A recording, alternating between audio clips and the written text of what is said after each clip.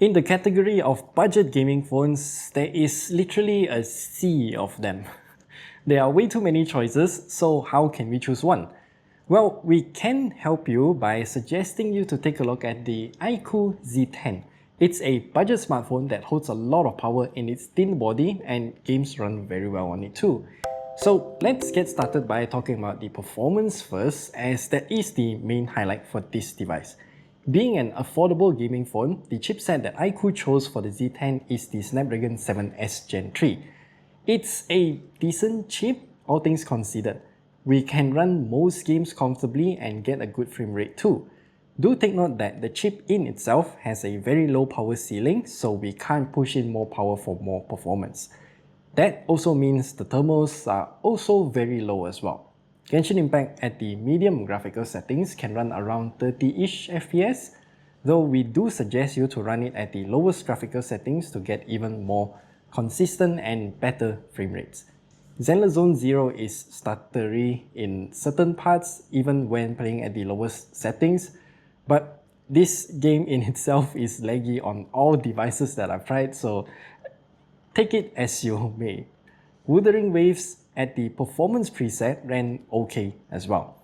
However, there is some weird optimization issue that we had if we head into the boss fight. I forgot what's the name, I think it's Hecate boss fight. It stutters badly when we're in the arena. I think it has the same issue as Zone 0 as well, where it just loads everything within the arena. Overall, the chipset performance here is quite decent for this phone's price point.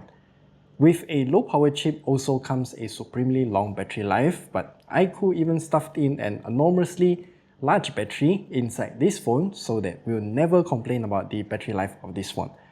Packed within it is a 7300 mAh battery, and it can last for about 27 hours in our standardized battery life test, and that is astonishingly long.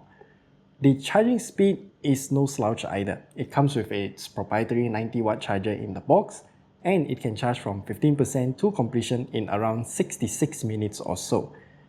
Now, we can head into the settings menu and turn on the fastest charging option, and that will not actually change your charging speed. It cuts down to around 54 minutes to charge from 15% to completion, and it takes about 6 minutes less to reach the 50% mark too. Not a huge difference, but a bit of an improvement. Surprisingly, if we use our own USB PD-PPS charger, then the iQOO Z10 can actually take in around 42 watts maximum. From our tests, the iQOO Z10 can indeed charge from 15% to completion in about 56 minutes using USB PD-PPS, and that is very good, and we don't have to bring their own proprietary charger and cable to get fast charging. Good job! The screen is also something that I want to highlight. It comes with a 6.7-inch OLED screen with a resolution of 2392 by 1080 pixels and also goes up to 120Hz refresh rate. It can go to around 1110 nits in auto brightness mode, and it's pretty good if we just wanna still look at stuff under bright sunlight.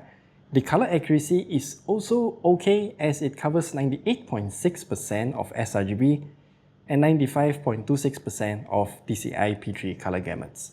Overall, very good screen. What's not so good though is the software. FunTouch OS is a decent Android skin that works well and it is smooth, yet doesn't hinder the battery life or performance. But the amount of ads is quite annoying. We can mitigate it by disabling some apps and whatnot, but not all of them can be silenced. If iQOO, in extension Vivo, changes how the ads work, then I think FunTouch OS will be a lot better. The design of the Z10 is also rather unique. We have the glacier silver color and it looks absolutely stunning. It's also rather thin for a phone with such a humongous battery capacity too. Though it's quite disappointing to see that the aesthetics got ruined by this humongous circle for the camera. Yes, only one camera for this huge cutout. There is a depth sensor as well, but I thought they went out of fashion in our year 2024, but here we are.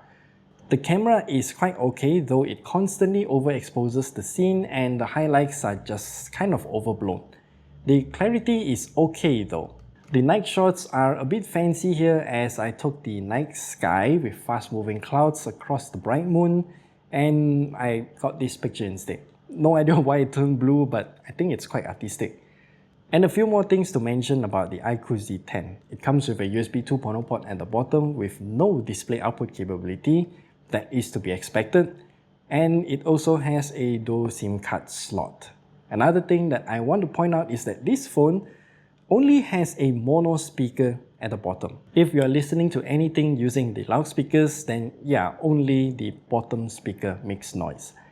The earpiece is not a loudspeaker, and it kinda yikes because when I was doing the gaming test, then yeah, I realized that sound only comes out from the bottom.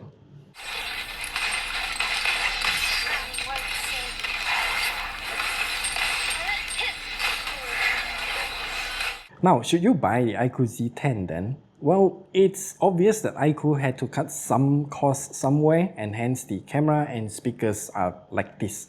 I mean, I don't mind the cameras as much since this is a budget gaming phone, but the speaker situation is surely a disappointment. Either way, if you use the USB-C earphones or anything like that, then that is not an issue. For the price of only 1,399 ringgit Malaysia, this is a great phone, and I think you should check it out as well. So hit that like and subscribe button, and also share this video with your friends. Let us know if you have any other questions regarding the iQOO Z10. We'll see you guys in the next video.